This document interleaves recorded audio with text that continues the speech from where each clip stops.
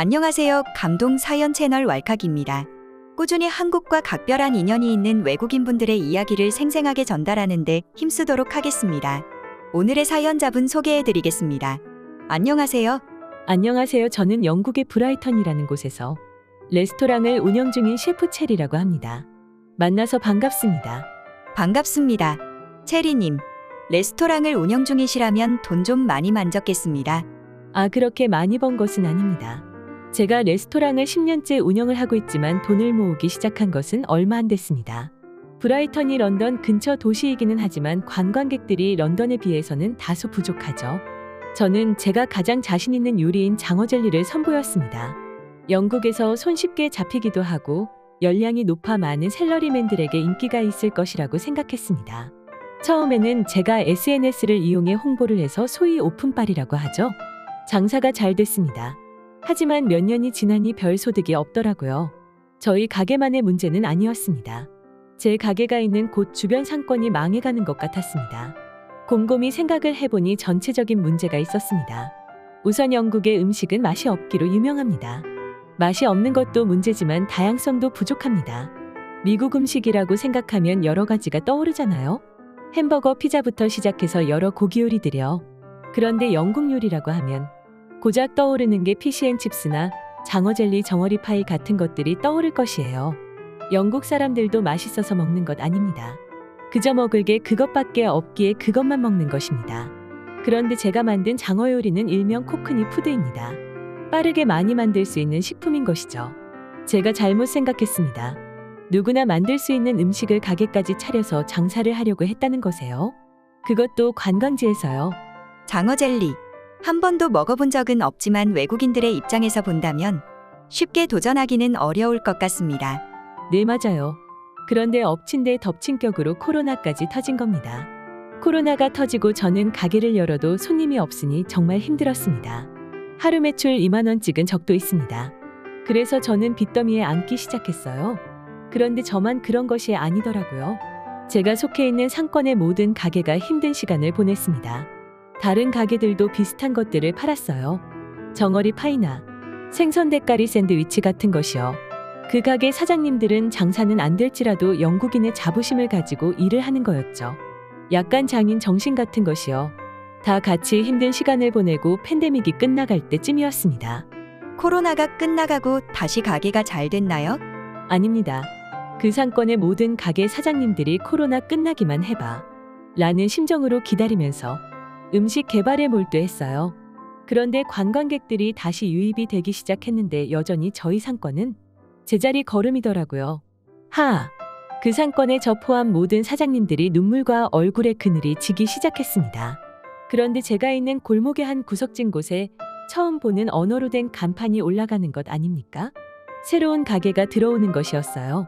저는 속으로 여기 상권은 망했는데 라고 생각했습니다. 그 가게는 알고 보니 한국인 사장이 오픈한 한식 레스토랑이었습니다. 저는 조금 뜬금없다고 생각했어요. 영국의 식당으로 가득한 이 거리에 웬 한식당. 정말 보는 눈이 없는 가엾은 한국인이구나 싶었습니다. 그 가게는 얼마 뒤 오픈을 했고 제가 구경을 한번 가보니 정말 다양한 음식을 팔더라고요. 돼지갈비 구이, 김치찌개, 떡볶이, 감자탕 등등이요. 저는 여기 한국인 사장님이 이 모든 음식을 할 줄 안다고 싶었어요. 그런데 의문도 한 가지 들었죠. 영국인들이 한식을 좋아할까? 저도 의문이긴 하네요. 어쨌든 영국의 관광지이긴 하지만 상권이 떨어지는 지역이라면서요. 그러니까요. 저뿐만 아니라 많은 다른 가게 사장님들도 걱정을 했어요. 몇몇은 비웃기까지 했어요. 저 한국인도 무조건 망할 것이라고요. 그런데요. 오픈하자마자 줄을 서서 사람들이 오더라고요. 오픈빨인가 싶었어요. 하지만 계속해서 사람들이 먹으러 오고 그 가게 앞에서 인증샷이라는 것을 남기더라고요. 저는 한국인들이 오는 건가 싶었는데 영국의 젊은 친구들도 많이 오더라고요. 저는 이게 대체 무슨 일인가 싶었어요. 그래서 저는 그 한식당을 분석하기 시작했습니다. 제가 분석한 것은 음식의 다양성 정도였습니다. 하지만 다양하다고 해서 다양한 인종의 입맛을 사로잡기는 어렵잖아요. 저의 장어젤리도 외국인들의 입맛을 사로잡지 못했는걸요.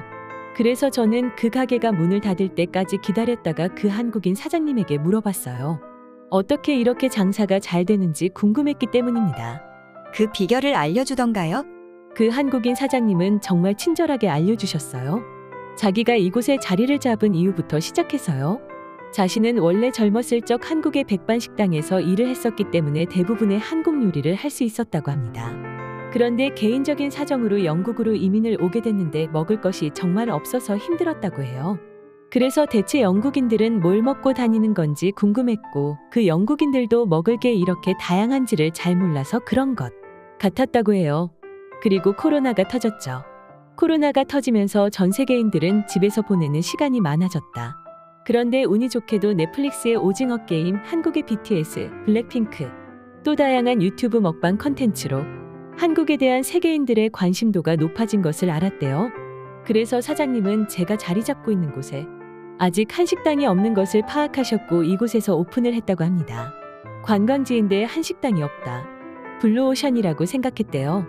그런데 궁금한 게 어떻게 이곳에 한식당이 있다는 것을 홍보했는지 궁금했어요.